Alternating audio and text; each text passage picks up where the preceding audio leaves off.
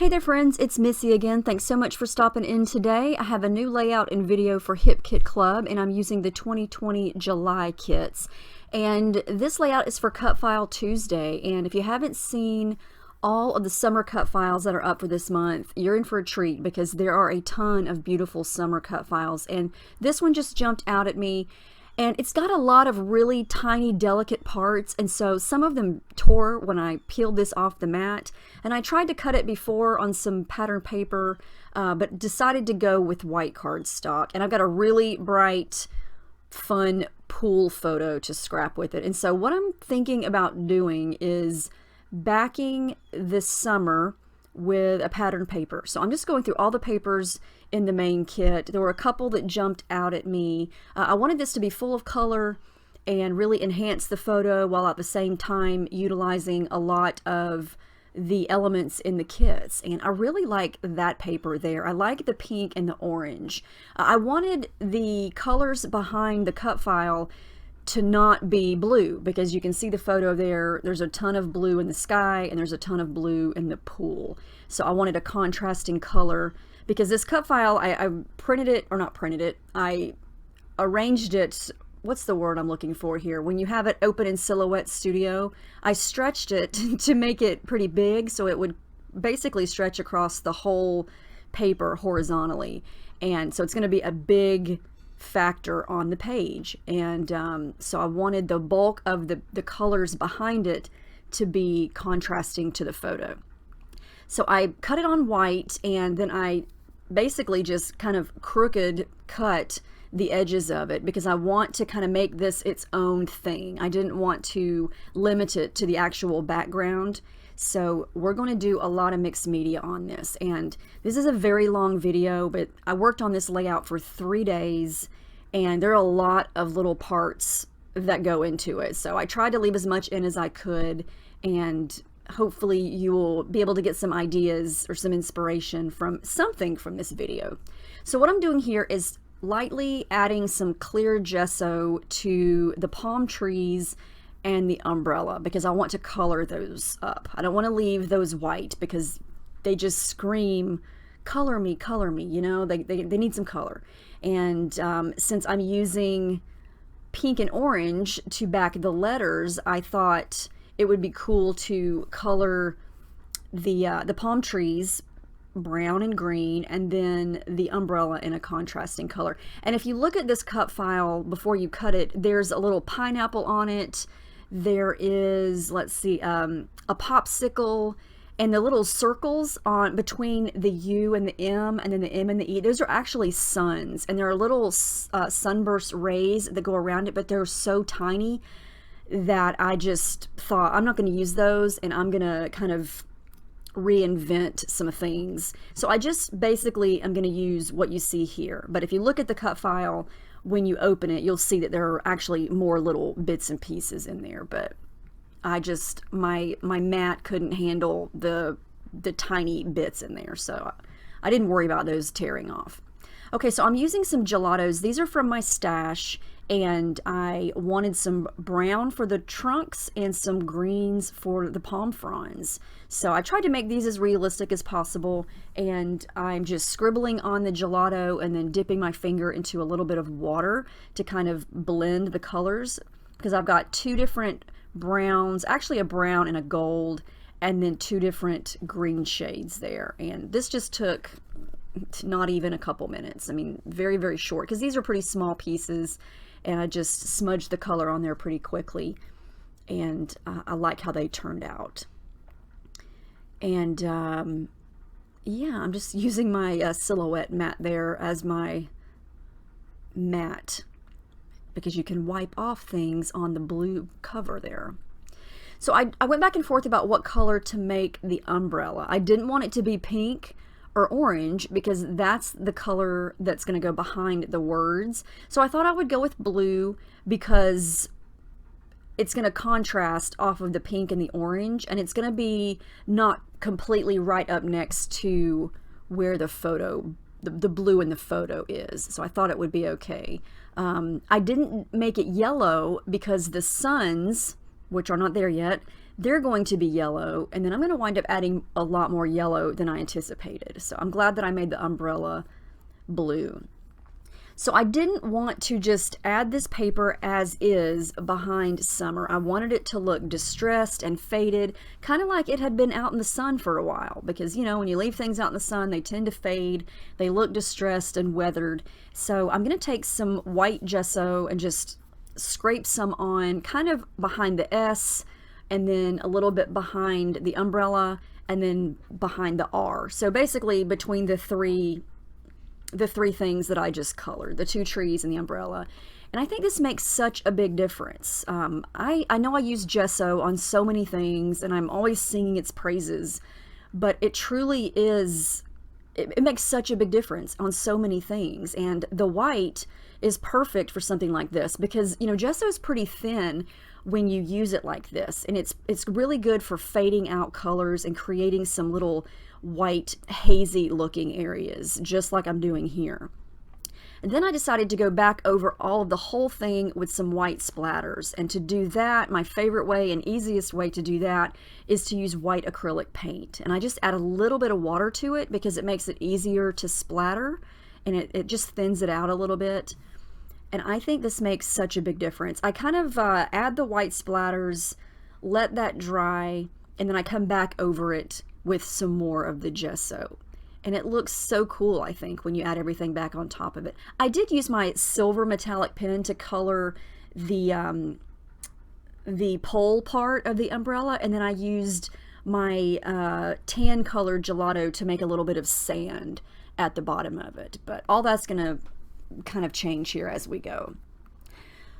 Okay, I'm ready to glue this down behind, or I'm ready to glue the cut file on top of the pattern paper here, and I'm going to do that so it's one big piece here, and I'm going to trim off the top and the bottom, so because it's not completely straight. When I cut the white cardstock, I kind of cut it crooked on purpose because I wanted it to be a little wonky and not 100% perfectly straight. And you know, sometimes if you cut something and you wanted it to be straight, but it was still kind of crooked by accident, if you distress the edges, it's gonna look a little wonky anyway. And so I say make it crooked on purpose. That way you don't have to worry about getting it 100% straight. Like that rainbow paper, I just ripped it. I love that uneven, torn look. Then you don't have to worry about measuring. Some things I do want straight, but in this case, I wanted it to be crooked, and I really wanted to use that rainbow striped paper, and so I thought this was a good way to do that. Just a little bit of it makes a big statement. I saw a couple things on some of the Pocket Life cards that I wanted to use, so I'm going to fussy cut out the Relax and then one of the Hots from that Hot, Hot, Hot card, and those are going to go somewhere. And then I'm going to punch out a couple of yellow circles from this Pocket Life card to get started on creating the little sunshines on top of summer. And here's a good idea why you should use gesso. Do you see how that's not smudging? I pulled out those ink pads from a couple months ago and thought I would just add some orange and yellow shading. And as soon as the ink hit the card, it immediately soaked right through. And so I immediately thought, okay, you should have used gesso. I know I use gesso all the time, but this is why. Things just don't blend and smudge as well if you don't. And so I immediately added some, and it made a world of difference. Even if it's just this little teeny tiny circle, I wanted the effects of, you know, some lights and darks, and a little bit of orange, a little bit of the different shade of yellow, and just tapping a little bit of that ink to these circles made such a big difference. But you can see the difference there in the one on the left, where I added the color before the gesso, and the one on the right, which I added the gesso first. So this is what I decided to do to add the quote-unquote rays for the sun. I just punched some stars, and I'm going to basically do the same thing. Cover them with some gesso, and then add the two ink pads again, and then add the circles on top of these stars, and it's going to look like little sunshines, and I'm kind of proud of them. I think they turned out really cute. I'm looking for something. What am I looking for? Oh, my ink pads. I guess I put them away. I was just using them. Where did they go? Same concept here. A little bit of smudge of the inks, and then I'm going to attach the circles right to those.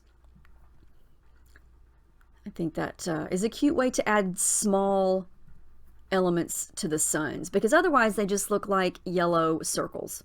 And so I thought this would be cute, you know, something different, something easy, and they're still relatively small because I didn't want anything that was going to be really big, because I still wanted the word summer to be obvious. And, you know, the more you cover it up, the less obvious it's going to be. And that's pretty much going to be the main title for this. So I wanted to make sure that that was still very visible. So my sunshines are done.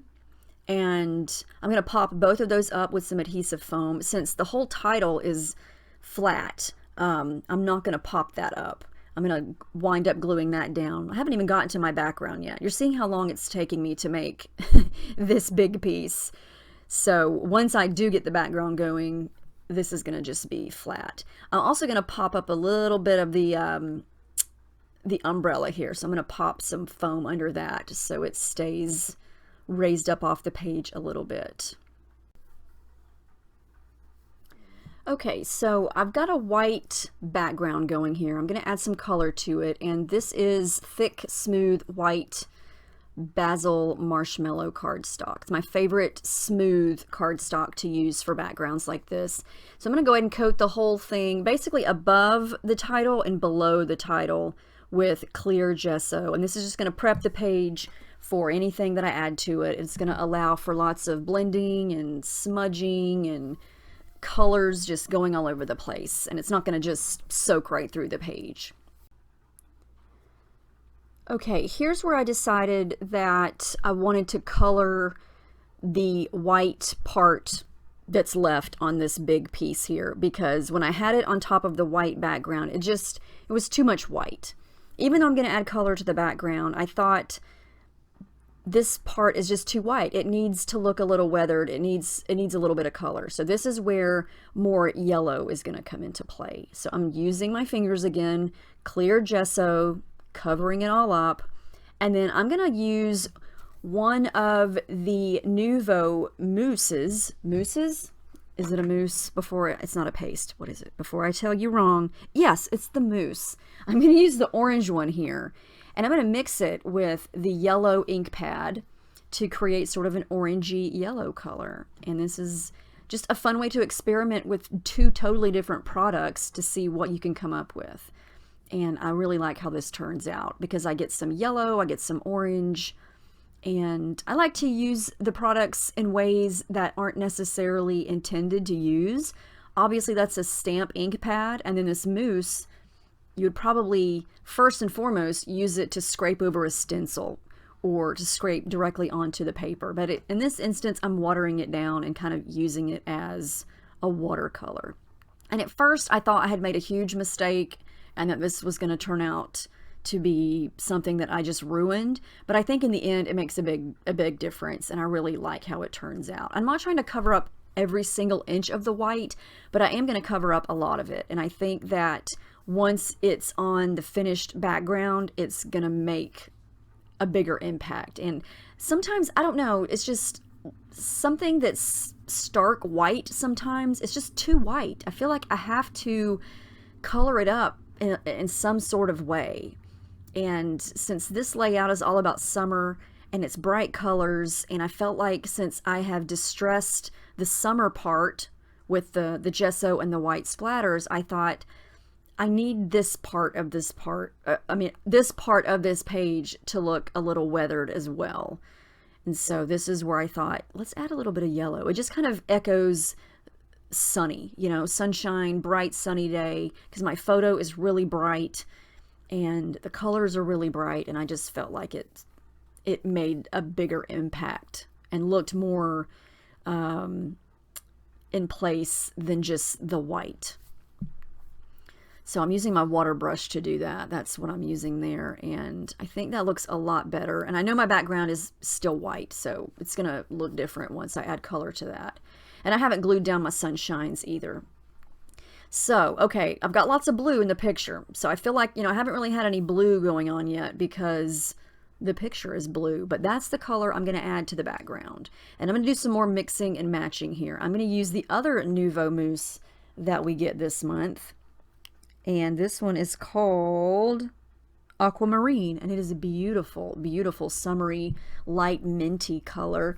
And I'm going to just scrape it right down onto the background and then add in some of the Lindy's, oh, what's that one called? Tiffany Lou Blue. I should have that one memorized because I use it a lot. It's basically a perfect match to the blue in the picture. And I'm just going to mix these two colors together and keep working with it. And this looks like a big old mess here, but a lot of this is going to get covered up when I put the big summer piece. So I'm not quite sure how much I'm going to have yet. So I want to make sure I bring the summer part and put it back on top of it to see how much of it that you can see, because I want it to be visible underneath the summer part and then above the summer part. And I wanted this blue color to be more on the sky blue side rather than the turquoise side, because the blue in the picture is more on the sky blue side. Sometimes pool photos look more aqua, and then sometimes they look more sky blue. It just depends on the lighting. I have a pool, and I've scrapped many a pool pictures, and the color of the water changes depending on the light outside. If it's a bright sunny day, sometimes the pool looks a certain blue color, but then if it's getting cloudy and it's getting darker or getting, later in the day and the sun is at a different angle, it can look more aqua. So it changes, and in this instance, we were in Las Vegas and we were in the pool at the hotel, and it's always bright and sunny there. And so the pool looked extra sky blue. So I wanted to make sure that was the blue that I was using the most of. But I still wanted to mix in some different shades. And so that's why I used the mousse and then mixed it with this other Lindy's spray, because I like having multiple shades of one color. It just makes it look more dimensional, it gives it more of a realistic effect, and it's not just one flat color.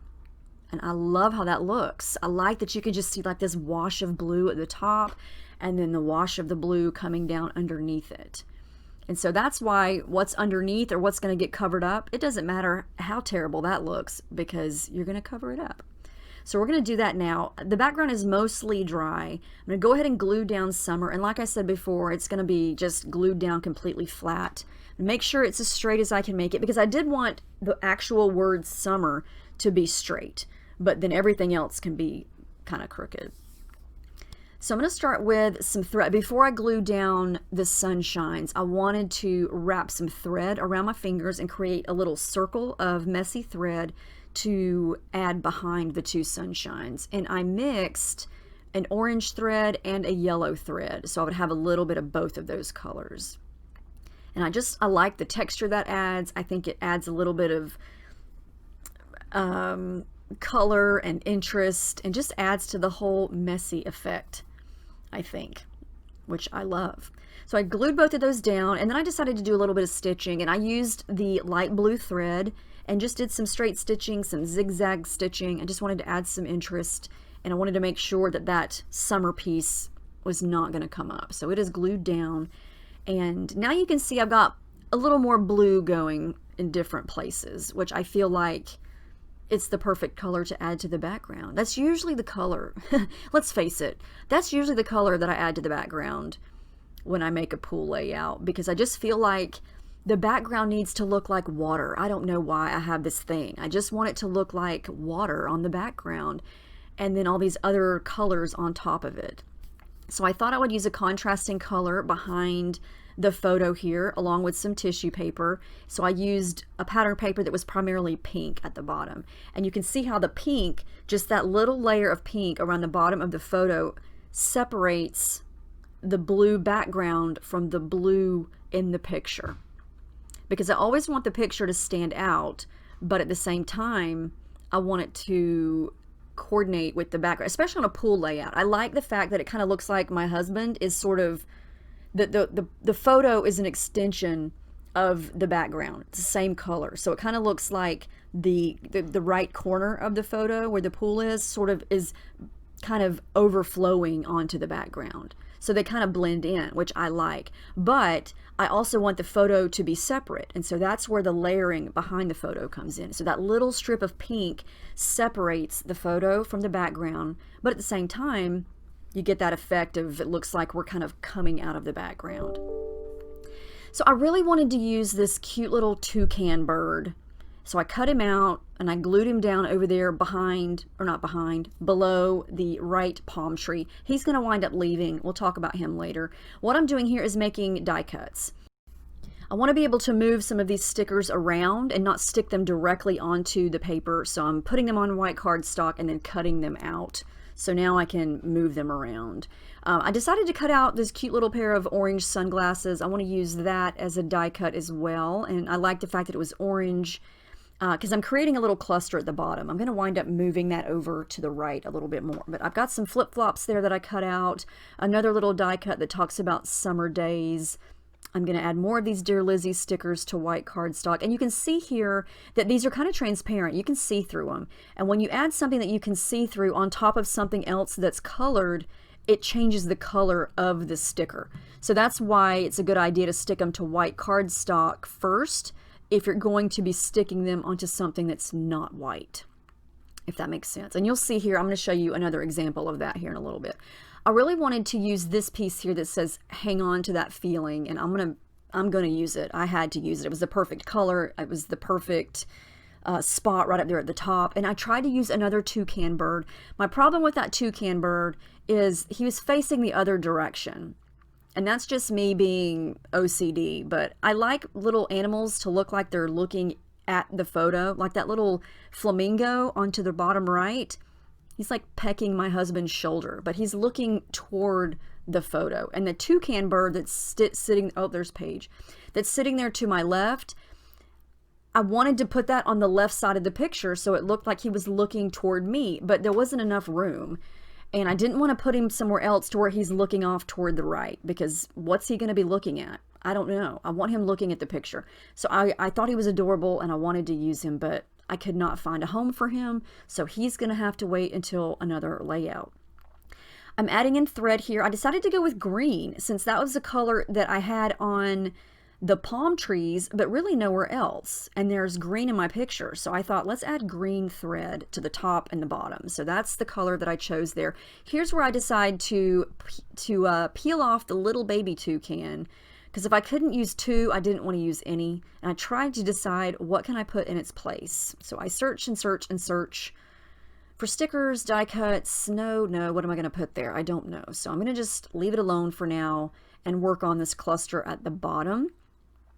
So I moved all of that over to the right. Relax is going to go right there. The flip-flops are going to go right there.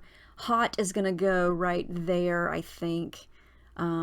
Here's an example of these clear stickers looking different. You see this pink flower? I added it right to the white background. It looks exactly like it does on the sticker sheet. Here's another one I'm going to put over here, and it's going on top of the blue. Look how much darker it looks. You see the difference there? That's what happens when you put something that's colored that you can see through on top of something else that's colored. It changes the color. I found this little seashell die cut. It's a light blue color to add where the little toucan was. And then I'm going to cut out hot again. This time I'm going to cut it out in the hot pink color. And I'm going to layer the orange hot on top of, no, I'm going to put the pink on top of the orange and kind of overlap them so you can see a little bit of the orange showing, kind of like a shadow effect. Because I felt like the orange, I had the orange sunglasses there and I didn't want so much orange down there. So I felt like there was some separation between the pinks. So I went with the pink on top. And this is the cutest little stamp set. It's an exclusive stamp set. I'm going to use one of these circles here and I'm going to pull out the orange and the yellow ink pads again and just pull out a little, honestly, that is a true scrap right there of cardstock, and I'm going to kind of use a blend of the yellow and the orange, and I think that looks really cool. It looks kind of, the font reminds me of like a 60s groovy type of font, and I really like that it looks kind of orange and yellow tie-dye. So I'm going to cut that out, use that as a die cut. So that's another option for your stamps. You don't feel like you have to stamp directly onto the background. I like how that looks. Here's where you can see a little bit up close the difference in the stickers. So I'm going to peel that one up because it was bugging me. It was just bugging me. So I'm going to peel it up, stick it to some white, cut it out, and put it right back where it was. And it makes a big difference, I think. So now it's true to color because it has a white backing. I'm going to add more thread down at the bottom. I'm going to add some yellow down here because I felt like I've got pinks, I've got green, I've got blue, I've got orange. I need some yellow. So this is going to be pulling some of the yellow from, you know, the top of the layout down to this part, even though it's just something subtle. And I'm just going to glue hot right down on top of it. And I'm going to, oh yeah, clouds. I don't know what is my obsession with clouds, but whenever I have a sky with a sun, I feel like there needs to be clouds up there. So I grabbed what I had left of this true scrap piece of paper, and I just like to cut little wonky freehand clouds. So I cut 4 of these out, and I'm going to add those to the top, and I think they make a cute little addition. I like clouds, especially on backgrounds like this, because they're white and you're kind of adding them to a white background, so they're subtle. And I do want them to be a little bit more visible, so I take my gray gelato and just smudge a little bit around the edges just to give them a little bit of depth so you can see them a little bit more, but they're still on the subtle side. And I'm going to pop, I think, 3 of those up, and you can still see the blue behind there. You still get the idea of a sky, and I think those are cute. I love little clouds like that. I added some pink thread. I just did that off camera because I just did and forgot to record it. So I got some pink thread there. The last thing I'm going to do is add in my journaling, and I wanted to use some of these label stickers, so I'm going to use 2 of the green ones. And I tried to write my journaling with my gold metallic pen, but it was too slick and it didn't really show up on the texture of these stickers, so I wind up wiping that off and using my black fine tip Sharpie because it's permanent, and it worked a lot better. And then I'm going to add some gold splatters, and this is from the Jen Hadfield gold glitter spray that we got back in November. But anyway, that's the final layout. I really like how this turned out. I love all the colors. I know it took a long time for me to get through this page, but there were just a lot of things going on, and I wanted to make sure that you saw all the process. But here are all the details, all the fun textures, all the cute little pieces, and I hope this inspires you in some way. I don't know quite yet if the cut files are up. Keep checking the website if they're not, but there are a ton. I'm talking a ton this month, and they're the cutest summer things ever. I couldn't decide which one to use. I know I've seen a couple other DT layouts using some of the other summer cut files, and they all look so good, and everything goes so well with the kits because it's just, you know, screams summer. Bright colors and everything, and it's just, summer is my favorite season to scrap. I could scrap a summer page every day and be perfectly happy. But anyway, let me know if you have any questions. I hope you guys enjoyed this. Have a great week, and I will see you next time.